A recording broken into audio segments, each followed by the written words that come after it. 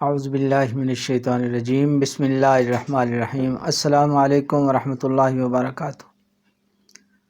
حضرات کیا حال ہے آپ حضرات کا؟ سنائیں۔ امید ہے اللہ پاک کے کرم سے آپ سب خیریت سے ہوں گے۔ اللہ رب العالمین آپ سب کو خیریت سے رکھے، آمین ثم آمین۔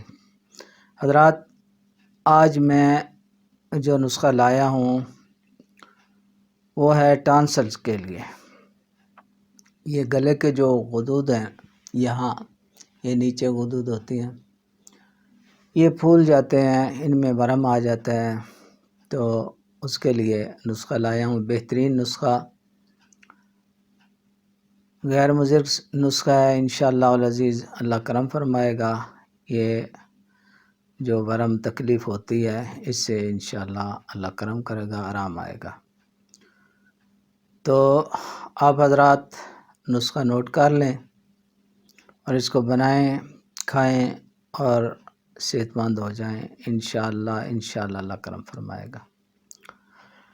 تو حضرات محترم،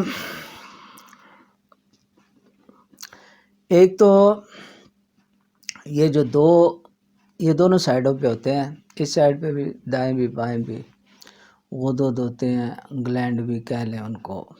تو یہ ایسے سمجھے کہ حلق کے دونوں سائڈوں پہ قدرت نے، اللہ پاک نے ایک سیکورٹی گارڈ مقرر کیے ہوئے ہیں، پہرے دار ہیں، وائرس کو اندر نہیں جانے دیتے۔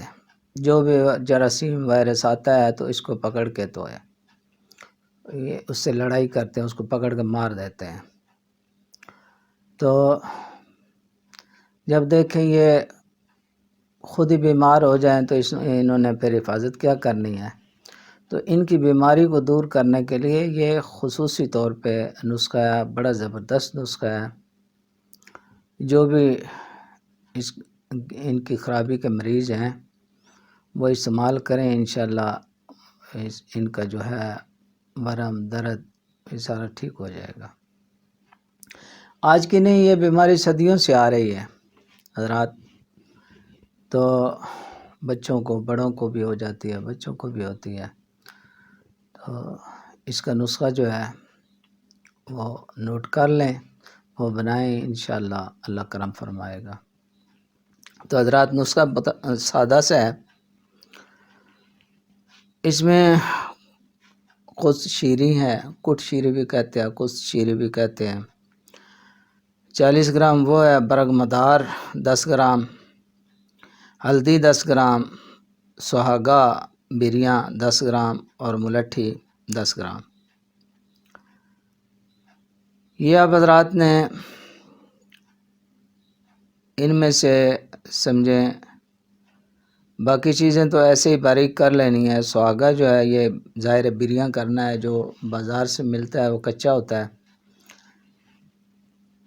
اس کو توے پہ جیسے پھٹکڑی فل کرتے ہیں، کھل کرتے ہیں، تو سہاگے کو بھی بریاں کر لیتے ہیں۔ اس کو سہاگے کو ذرا چھوٹا کر کے جب توے پہ ڈالیں گے، نیچے آگ جلائیں گے تو کیا ہوگا کہ یہ پگھل کے پھول جائے گا۔ پھول کے تو یہ خشک ہو جائے گا، اس کو آگ کو بند کر دیں، اس کو یہ سمجھیں کہ یہ سہاگا بریاں ہو گیا۔ اس کو باریک کر لینا ہے۔ 10 گرام یہ بریاں کیا ہوا جو ہے وہ شامل کرنا ہے اس نسخے میں۔ تو ان سب چیزوں کو آپ نے باریک کر کے پاؤڈر بنا کے 1000 ملی گرام والے، 1000 ملی گرام والے وہ کیپسول بھر لینے ہیں۔ تو یہ آپ نے صبح دوپہر شام ایک کیپسول جو ہے وہ استعمال کرنا ہے، یعنی ایک کیپسول صبح، ایک دوپہر کو، ایک شام کو۔ اور دوسرے نمبر پہ دوسرا اگر نسخہ یہ بھی شامل ساتھ کر لیا جائے تو بہت جلدی فائدہ ہوتا ہے۔ اس میں ہلدی، ملٹھی اور سونف، ہلدی، ملٹھی اور سونف۔